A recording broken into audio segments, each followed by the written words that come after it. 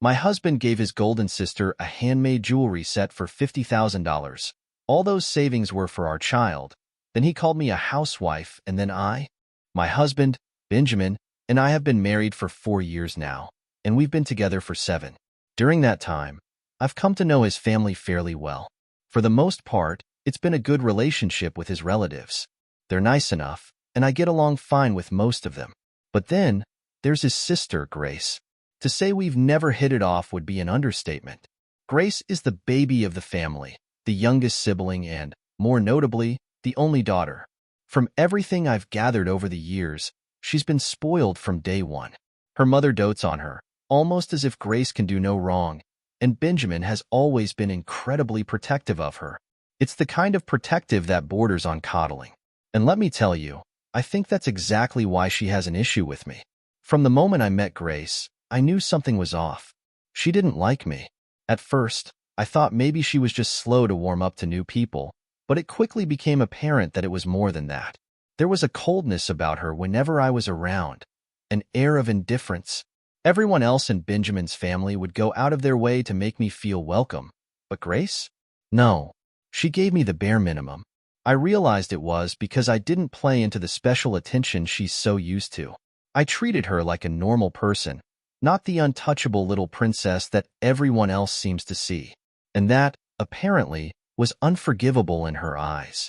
Over time, the tension between us just became a given. It wasn't that I was constantly thinking about it, but whenever we were around each other, there was this invisible line drawn between us. I didn't go out of my way to engage with her, and she definitely didn't do the same with me. At first, Benjamin noticed and tried to encourage me to build a better relationship with her. He would ask me to try harder, maybe be a bit more friendly, but I never really saw the point. I wasn't rude, but I also wasn't about to bend over backward to please someone who clearly didn't care for me. Eventually, after we got married, Benjamin stopped bringing it up altogether. I thought that meant we were all on the same page. Grace and I would just coexist without any forced friendship. It wasn't ideal, but it worked. That is, until recently. A few weeks ago, everything between Benjamin and me seemed normal. We had been saving up money for a while, putting aside as much as we could in a joint account with the hope of starting a family soon. We had a pretty clear agreement that we wouldn't touch that money unless it was absolutely necessary. It was our future fund, meant to be saved for the big life changes that were inevitably coming our way. So imagine my shock when I logged into the account one day and noticed a huge chunk of our savings was gone. I thought it had to be some kind of mistake at first. I scrolled through the transaction history again and again, but the same number kept staring back at me. $50,000 had been spent without any notice, no heads up, nothing. After sitting with the realization for a minute, I confronted Benjamin. At first, I was half expecting him to tell me it was some kind of investment opportunity or something we had vaguely talked about in passing. But no, what he said completely threw me. He had bought Grace an expensive gift. Not just any gift, mind you. He spent $50,000 of our joint savings on a jewelry set for her. A custom-made, high-end set that he had been planning for months. And here's the kicker. He hadn't told me because he knew I would overreact. He admitted he turned off the bank notifications on his phone, so I wouldn't see the transaction in real time. I was in complete disbelief. When I asked him why he thought this was remotely okay, Benjamin seemed genuinely surprised that I was upset. He tried to explain that the money wasn't an issue because he had recently received a large advance from a project he was working on.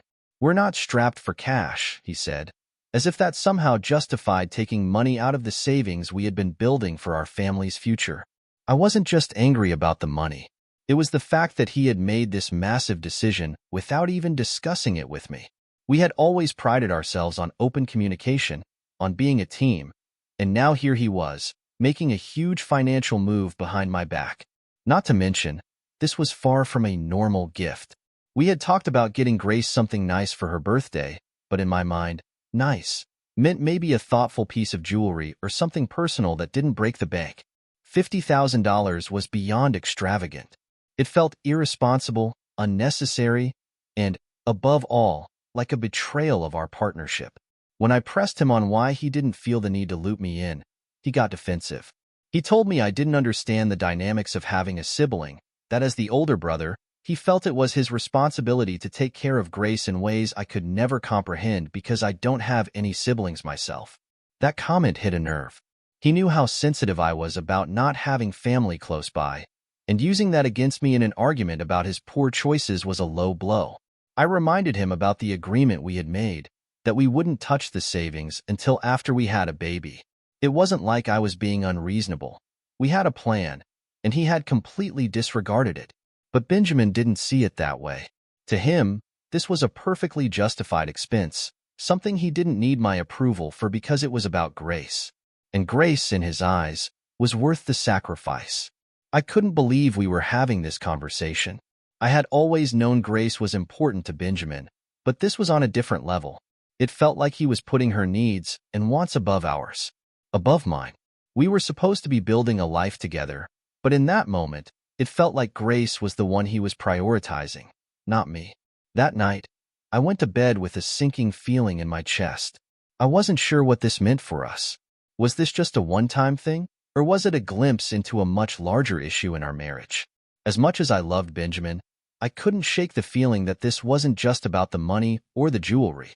This was about where we stood in each other's lives. And for the first time in a long time, I wasn't sure where I stood with him. The next few days were tense, to say the least. I tried to give Benjamin the space to realize how wrong he had been, but he didn't seem to see it that way. He was still adamant that he had done nothing wrong, and Grace? Well, she was just as oblivious as ever.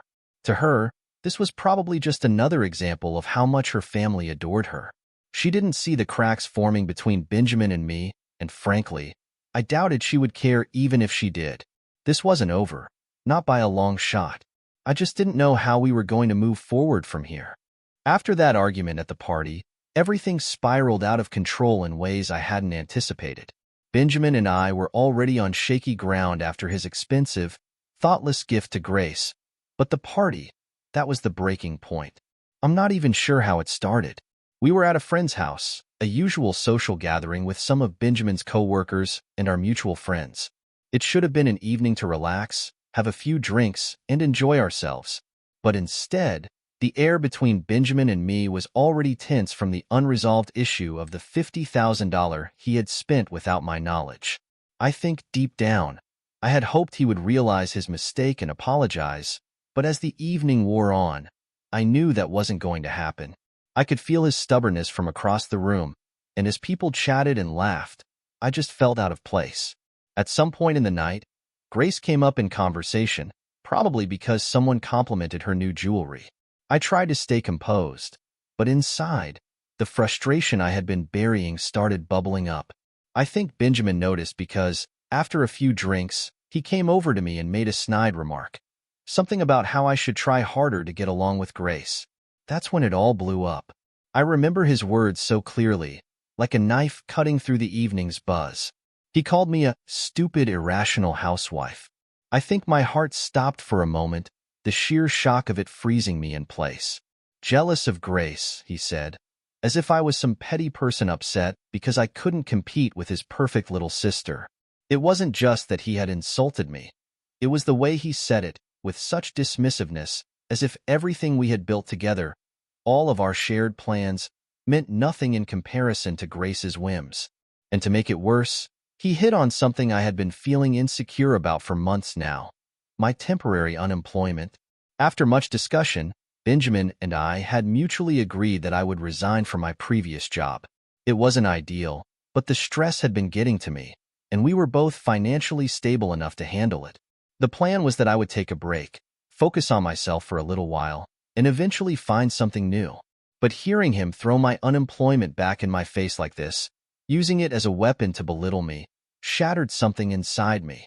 The weight of his words sat heavy on my chest, a mixture of hurt and humiliation flooding my body. I left the party soon after that. I didn't care about the scene, about what his friends or co-workers might think of our argument. At that moment, all I wanted was to get away from Benjamin and the venom he had just unleashed. That night, I packed a few bags and went to my parents' house. I needed space.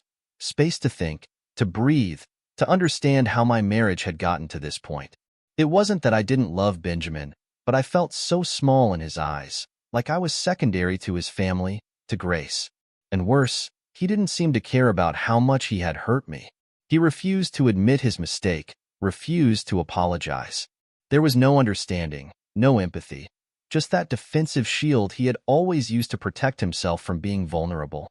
For 2 weeks, I stayed with my parents. I hadn't told them everything that had happened between Benjamin and me, only that we had had a fight. I couldn't bring myself to relive the details of his cruel words, so I kept things vague. They were supportive, of course, but I could tell they were worried about the state of my marriage. And frankly, so was I. During those 2 weeks, I waited for Benjamin to reach out, to apologize.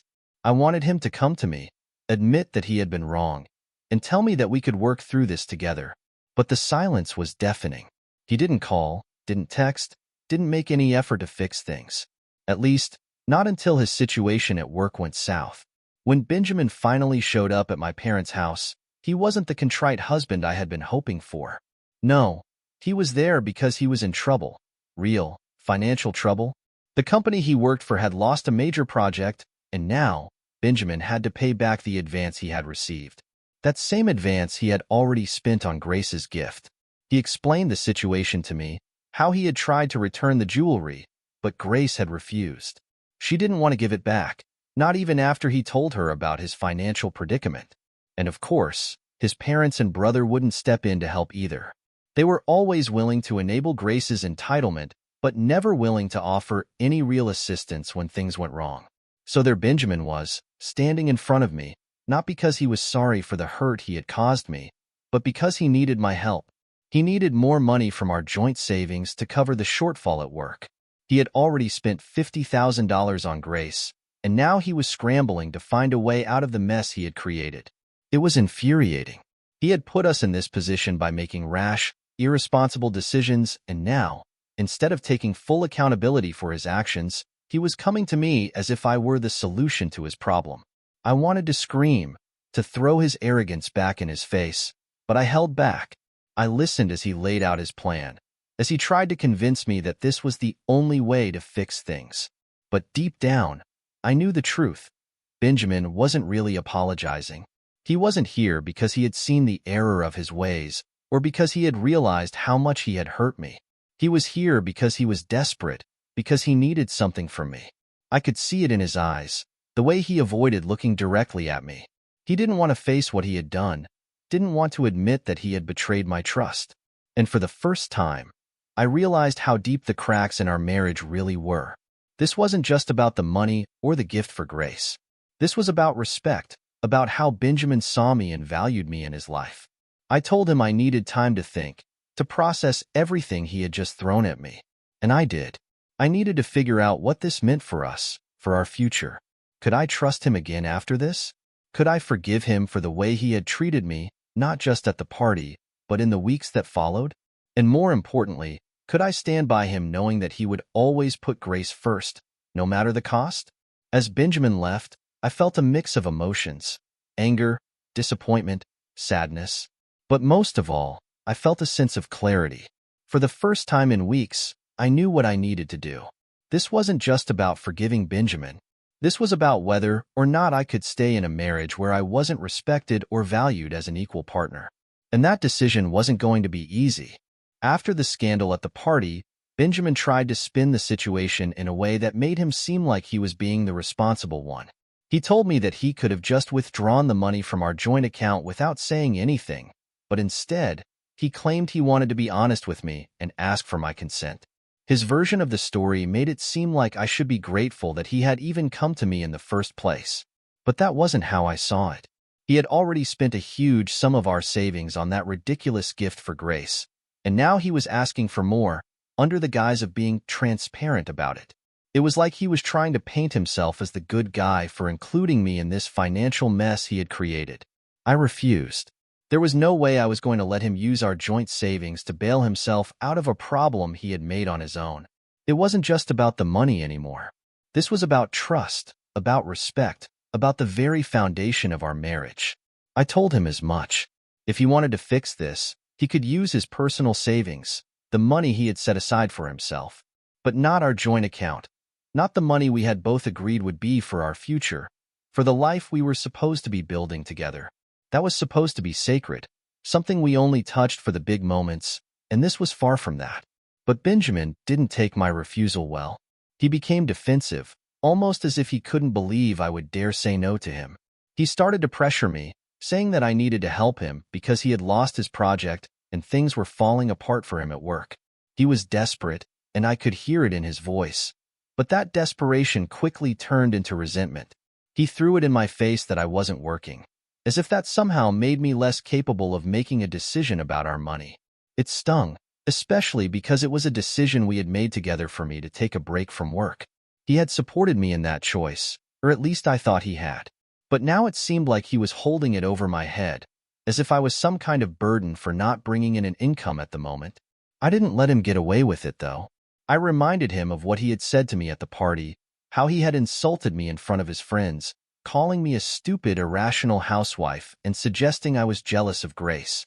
That had been one of the lowest moments of our marriage. I told him that if the roles were reversed, if I had publicly humiliated him like that, he probably would have filed for divorce already. He had no response to that, just more defensiveness, more excuses. He kept talking about how unfair it all was, how everyone was letting him down. His family, his coworkers, even me. He was spiraling, shouting about the injustice of it all, and eventually, he just broke down. Seeing him like that was hard. I'd never seen Benjamin so emotional, so defeated. He had always been the strong one, the one who seemed to have everything together. But in that moment, he was vulnerable in a way I hadn't expected. I felt a pang of pity, a desire to comfort him, to help him. But I couldn't ignore everything that had led us to this point. I couldn't forget the way he had treated me, the way he had dismissed my feelings, the way he had put Grace before our marriage. As much as I wanted to reach out to him, I knew that I couldn't let his emotional breakdown sway me. I had to stand firm in my decision. That's when I made the hardest choice I've ever had to make. I met with a lawyer and started the process of filing for divorce. It felt surreal, sitting in that office, going over the details of our marriage and discussing the steps to end it. Just a few months ago, I would have considered Benjamin my soulmate. I had envisioned spending the rest of my life with him, raising a family, growing old together. But now, that dream felt like a distant memory, something that had been shattered by his actions. As much as I still loved him, I knew deep down that this wasn't the kind of partnership I wanted anymore. His recent behavior had made me realize that our marriage was no longer what I thought it was. It wasn't healthy, and I wasn't happy. I didn't tell Benjamin about the lawyer right away. I wasn't ready to have that conversation yet, especially not when he was in the state he was in. But I knew that eventually, I would have to. The decision had been made, and I needed to follow through with it for my own sake. I couldn't continue living in a marriage where I wasn't respected or valued as an equal. A few days after my meeting with the lawyer, Benjamin sent me a message. It was an apology, or at least his version of one. He admitted that he had behaved badly, that the stress of losing the project had gotten to him, and that he shouldn't have taken it out on me. He promised to cover the $50,000 from his own funds, saying he would find a way to fix things without using our joint savings. It was the first time he had acknowledged his mistake in a meaningful way, and for a moment, I felt a glimmer of hope. Maybe he was finally realizing the impact of his actions. Maybe there was a chance to salvage our marriage after all. But then the doubt set in. I had already made up my mind to divorce him. I had taken the first steps toward ending our relationship, and I had done so with a clear understanding of why it was the right choice. And yet, his apology stirred something inside me. I still loved him. That hadn't changed. Despite everything, I still cared about him. And the idea of leaving him during such a difficult time felt cruel. Was I being too harsh? Was I giving up too easily? I found myself in a dilemma I hadn't expected.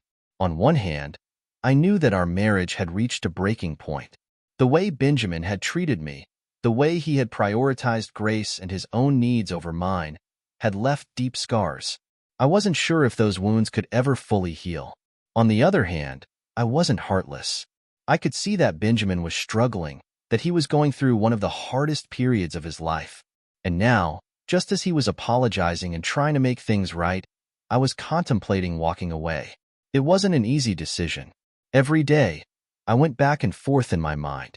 Part of me wanted to give him another chance, to see if we could rebuild what had been broken. Maybe this was just a rough patch, something we could work through together if we both put in the effort. But another part of me knew that this wasn't just about a single fight or a few bad decisions. This was about the fundamental way Benjamin had treated me, the lack of respect he had shown, the way he had made me feel small and insignificant. Could I really move past that? Could I trust him again? As the days went on, I realized that the answer to those questions was becoming clearer. Yes, I still loved Benjamin, but love wasn't enough. I needed more than that. I needed trust, respect, and partnership, and those were things that had been missing for far too long in our marriage. His apology, as sincere as it may have been, didn't erase the hurt or the damage that had been done. In the end, I knew what I had to do. I had to follow through with the divorce. It wasn't an easy choice, but it was the right one. For too long, I had put Benjamin's needs and feelings above my own, and now it was time to prioritize myself. I deserved to be in a relationship where I was valued, where my voice was heard, and where I didn't have to constantly fight for respect. So, I made my decision. I would tell Benjamin that we were over, that I was moving forward with the divorce.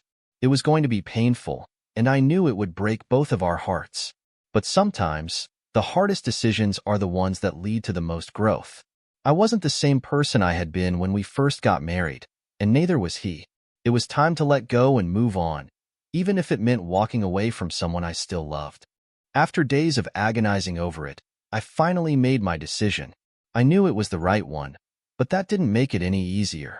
I took a deep breath and typed out the message to Benjamin, telling him that I had decided to go through with the divorce. As much as I had loved him, as much as I had wanted our marriage to work, there was no going back to the way things had been before. Too much had happened, too much had been broken. I told him that I didn't believe either of us was truly happy anymore, and that it was better for both of us to separate and move on rather than continue dragging out a relationship that had become toxic. Hitting send was like pulling a trigger. Once the message was sent, there was no undoing it. I blocked him immediately afterward. I couldn't bear the thought of engaging in further back and forth with him, of reopening old wounds and making everything worse. The decision was final, and continuing to communicate with him would only complicate things. It hurt, of course it hurt, but I knew this was the right choice. My parents, who had been quietly supporting me through the entire process, reassured me that I was doing what was best for myself and for my future. They could see how much this had weighed on me, how unhappy I had become, and they made sure to remind me that choosing myself wasn't selfish, it was necessary. 5 days after I had filed the divorce papers, Benjamin showed up at my parents' house with packages containing my belongings. I wasn't expecting to see him, but there he was, standing at the door with boxes in his arms. He looked rough, like he hadn't been sleeping well. His eyes were puffy, and I wouldn't be surprised if he had been crying in the car before he arrived. Part of me wanted to ask if he was okay, to comfort him in some way, but I knew that would only complicate things. I had made my decision, and there was no going back. He wanted to talk, of course. He wanted to rehash everything, to try to understand how we had gone from planning for a baby to getting divorced in what felt like such a short amount of time. But I knew the answer to that question, even if he didn't want to hear it. Benjamin had been emotionally abusive toward me for months, maybe longer, and by the time he realized his mistakes, it was already too late. The damage had been done. He had said things that couldn't be unsaid, hurt me in ways that couldn't be easily forgiven. I tried to explain that to him, but I don't think he fully understood. He was too focused on his own pain to see how much I had been hurting all along. When he suggested couples therapy, I shut it down immediately. There was no point in going through that process when I was no longer willing to work on our marriage. I had tried so many times to maintain my dignity, my self-respect, but each time he had walked all over me. I wasn't going to continue allowing him to justify his behavior by clinging to the idea that I still loved him. Love wasn't enough anymore.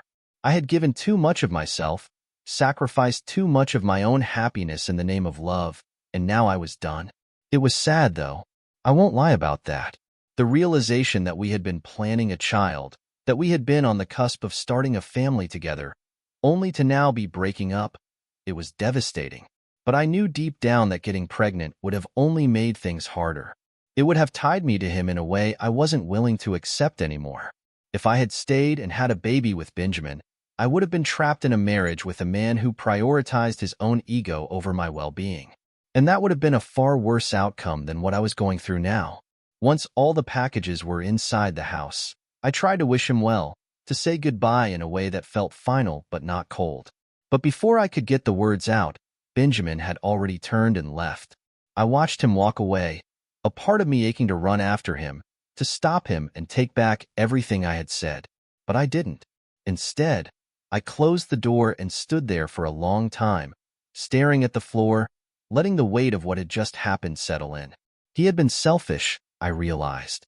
Even in his attempts to apologize, to make things right, it had always been about him. His needs, his pain, his desire to fix things on his terms. It was never about me, about what I needed or how I felt. That only reinforced my belief that I had made the right choice. If we had stayed together and had a child, Benjamin would have continued to be the same narcissistic man who couldn't see beyond his own perspective. And that wasn't the kind of life I wanted for myself, or for any child we might have brought into this world. Looking back, I could see how he had tried to manipulate me emotionally, using the idea of a baby as a way to get me to reconsider the divorce. He thought that by bringing up the child we had planned, by reminding me of that dream, he could make me change my mind. But all it did was strengthen my resolve. I wasn't going to fall into that trap again. I wasn't going to let him use my emotions against me. If anything, his attempts to manipulate me only made me more certain that I needed to end things as quickly as possible. 3 months passed before the divorce was finalized. During that time, I tried to focus on myself, on rebuilding my life in the wake of the marriage that had fallen apart.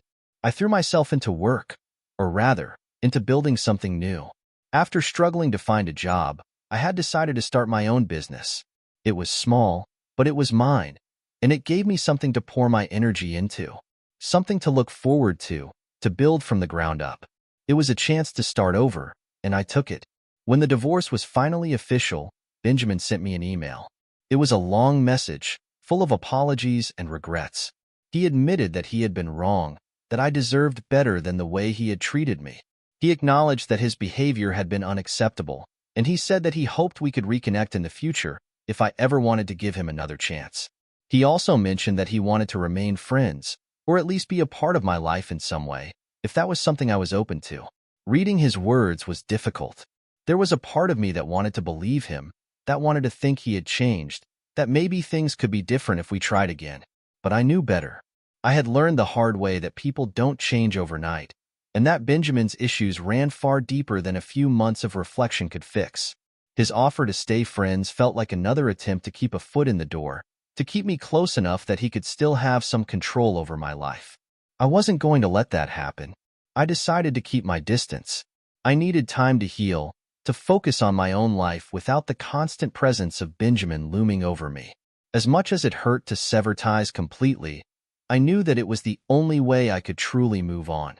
I couldn't keep one foot in the past, clinging to the hope that maybe, someday, things would be different. I had to look forward, to embrace the life I was creating for myself. The emotional pain of the divorce lingered for a while, of course. It wasn't something I could just shake off and forget. But as the weeks turned into months, I started to feel more like myself again. I started to see the possibilities that lay ahead, the new opportunities that were waiting for me. It wasn't easy, but it was necessary. And through it all, I was convinced that I had made the right choice. I focused on my business, pouring my energy into making it a success. It gave me a sense of purpose, a direction for my life that I hadn't had in a long time. It wasn't just about financial independence. It was about rebuilding my confidence, my sense of self-worth. I wasn't the person I had been when I was married to Benjamin, and I didn't want to be. I wanted to be stronger, more resilient, more sure of who I was and what I deserved. As sad as I was about the way things had ended, I tried to see it as part of my journey. Every experience, no matter how painful, was shaping me into the person I was meant to be. I had no regrets about my decision to divorce Benjamin. It was the hardest thing I had ever done, but it was also the most empowering. Now, I was focusing on recovery, on moving forward, and on embracing the new opportunities that life had to offer. And for the first time in a long time, I felt hopeful. It had been months since the divorce was finalized, and life was finally starting to feel normal again. My business was picking up, and I was slowly finding my rhythm. I hadn't heard much from Benjamin since his last email, just a few impersonal messages that I ignored. I thought the chapter with him was finally closed. But then, one evening, out of nowhere, I received a message from an unknown number. At first, I didn't think much of it, probably a wrong number or some spam, but something made me open it. The message was simple and jarring. Asterisk, we need to talk. It's about the baby. Asterisk. My heart stopped. Baby? I immediately thought it was some kind of sick joke. There was no baby, no plans for one since the divorce. Confused, I stared at the phone, trying to make sense of it. Just as I was about to dismiss it, another message followed. Asterisk, I wasn't honest before. You need to know the truth. Asterisk. I didn't know what to think. What truth? Panic began to rise in my chest. I quickly scrolled through my contacts and, sure enough, the number was linked to Benjamin. Against my better judgment, I called him. The line rang once, twice, and then he picked up. The first thing he said knocked the air out of me. I lied. I've had a child this whole time, and I never told you. I sat there, stunned into silence. If you like the story, don't hesitate to subscribe and listen to new stories every day. Write in the comments what you like the most.